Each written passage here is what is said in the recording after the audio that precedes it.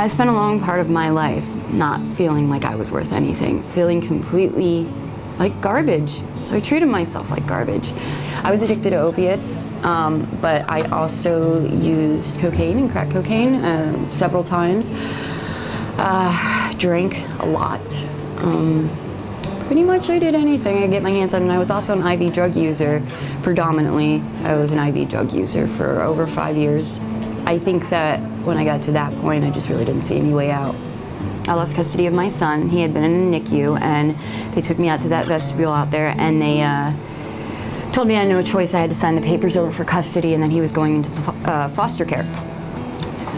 I was such a wreck, and in that moment, it was almost like that fight or flight, and I just realized that there was 2 guarantees. That if I ever did drugs again, I was never gonna see my children again. And if I didn't, and I continued on this path, and I did it as Deputy Hannah told me, that nobody was ever gonna keep me from them again. This is one beautifully amazing woman who I still keep in contact with today. And I guess she tells me today that she was just being obedient in the moment.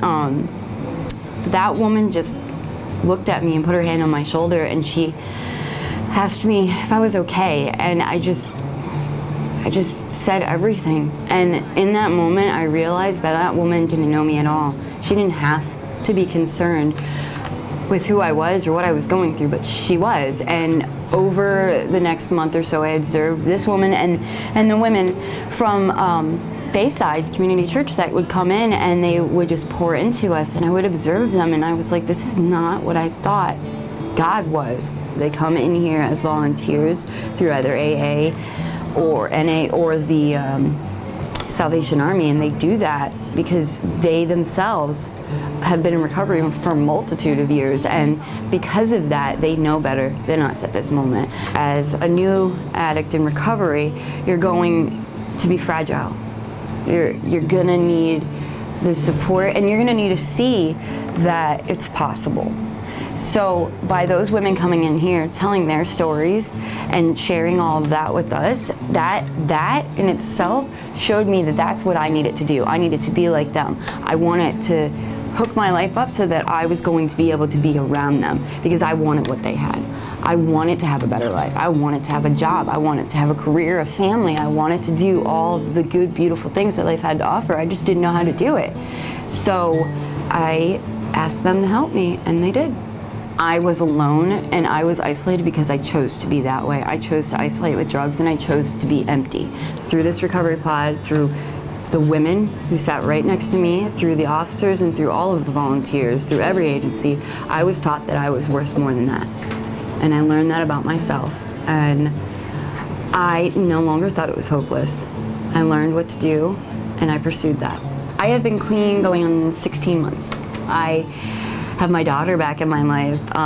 Her father at one point told me I would never see her again until maybe she was old enough to decide for herself. She's beautiful, and she looks just like me. She's my mini-me. She's 4. My son lives with me full-time, and my fiance, and we're getting married on Monday. This recovery pod works. It's phenomenal, and it's amazing. It's amazing, and I no longer fear this jail or the deputies in any way, shape, or form. I am more than happy to come in here because I just want to show these girls how much hope and joy and life there is. You can change it. It is possible. I'm living proof. I did it, and nobody ever thought I would. I thought, and most people thought, I would die as an addict. Every day that I wake up, I count my blessings, and I just thank everyone all the time, and I remember that I need to remain grateful because it could have been different. And it's not because of luck, and it's not because I got handouts. It's because I put in the work that was required of me to have a good life. And it's not always perfect, you know, there are hiccups along the way, but that's part of life, and I'm pretty content.